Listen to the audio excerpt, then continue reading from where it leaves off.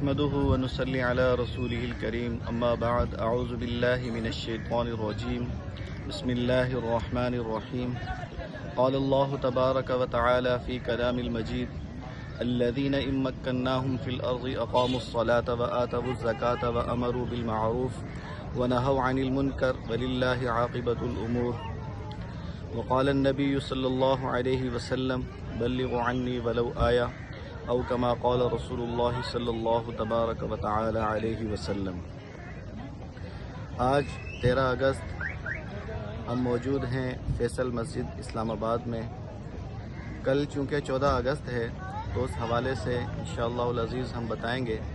کہ ہمیں کیا عمل کرنا چاہیے 14 اگست کے دن اور کس چیز سے ہمیں بچنا چاہیے۔ اللہ تعالیٰ نے قرآن پاک کے اندر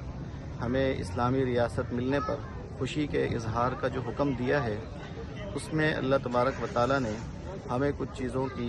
نشاندہی فرمائی ہے کہ سب سے پہلے ہم نماز کو قائم کریں، یعنی اللہ تعالیٰ نے جو ریاست ہمیں اسلام کے نام پر عطا فرمائی ہے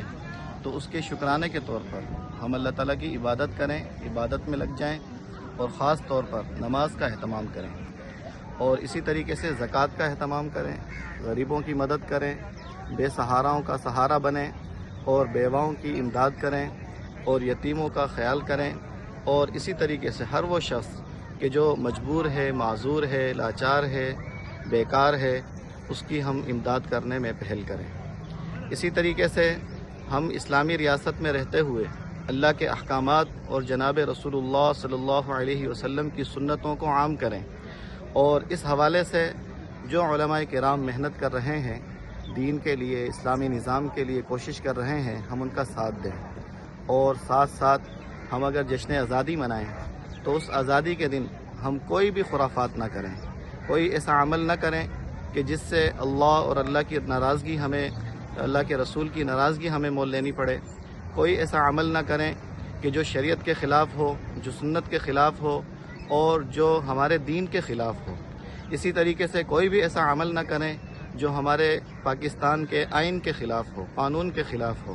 تو ہر ایسے عمل سے بچنے کی کوشش کریں اور اللہ کے رسول کی اطاعت میں اپنے دن کو گزاریں، اپنے ایام کو گزاریں، اپنی راتوں کو گزاریں، اور اپنے بیوی بچوں کا خیال کریں اور ہر پاکستانی شہری کا خیال کریں۔ شہروں میں، گلیوں میں، چوراہوں میں ناچ گانے، موسیقی اور اسی طریقے سے دوسرے خرافات سے بچنے کی کوشش کریں۔ اگر کوئی ایسا کر رہا ہو تو اسے بھی ہم پیار محبت سے منع کرنے کی کوشش کریں، اور بچوں کو بھی خاص طور پر ان چیزوں سے دور رکھیں، اور ان کو بھی ہم بتلائیں کہ یہ پاکستان کیسے وجود میں آیا، ہمارے بڑوں نے کیسے قربانیاں دی اور کس مقصد کے لیے اللہ تعالیٰ نے یہ ملک ہمیں عطا فرمایا۔ پاکستان اسلامی ریاست ہے، جس طرح مدینہ طیبہ اسلام کے نام پر وجود میں آیا، اسی طریقے سے پاکستان بھی اسلام کے نام پر وجود میں آنے والی دوسری ریاست ہے۔ مدینہ طیبہ کا معنی بھی پاک شہر، پاکستان کا معنی بھی پاک شہر، تو ہمیں اسے پاک بنانا ہے۔ اسی طریقے سے ہمیں اس کو اچھا بنانا ہے، ہمیں اس کو خوبصورت بنانا ہے، اور ہمیں اسے ہر گندگی سے پاک بنانا ہے، سود سے پاک بنانا ہے، اسی طریقے سے جھوٹ سے پاک بنانا ہے، دھوکے سے پاک بنانا ہے، اسی طریقے سے ہمیں جو ہے اسے شراب سے پاک بنانا ہے، فحاشی سے پاک بنانا ہے، عریانی سے پاک بنانا ہے، اور اسی طریقے سے بد مذہبی سے پاک بنانا ہے۔ اس میں ہم نے امن کو قائم کرنا ہے، بھائی چارے کو قائم کرنا ہے، اور اسی طریقے سے اسلام کو قائم کرنا ہے، اسلامی نظام کو عام کرنا ہے، اور آپس میں مسلمانوں نے بھائی چارے، محبت، اخلاص اور مروت کے ساتھ رہنا ہے۔ اللہ تعالیٰ مجھے اور آپ کو عمل کرنے کی توفیق عطا فرمائے۔ وآخر دعوانا الحمدللہ رب العالمین۔